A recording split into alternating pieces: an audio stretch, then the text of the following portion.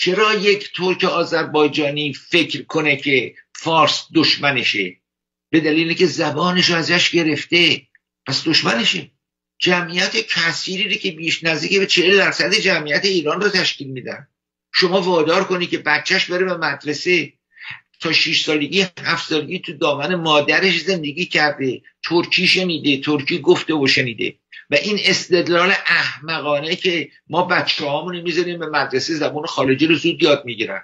خب تو برو ترکی یاد بگیر، یه خورده انصاف داشته باش. تو میخوای مماشات داشته باشی، میخوای مراودات داشته باشی با بخشی از جمعیت ایران، برید زبان همدیگه رو یاد بگیرید. مگر با همون استدلالی که شما دارید که میشه به آسانی یه زبان دیگر یاد گرفت، به همون دلیلی که در سوئیس مردم هم فرانسه، هم آلمانی، هم انگلیسی، هم ایتالیایی با هم دیگه حرف میزنند، همه این زبان‌ها رو بلدند، شما هم چیزی این کار بکنید. اینی که زبان مادری رو از کسی بگیری و یه زبان دیگه بهش تحمیل بکنی، این دیکتاتوری بود، این زورگویی بود، این ملیگرایی نبود، این ملت شکستن بود، این متفرق کردن ملت بود، این دو قطبی یا چند قطبی کردن ملت بود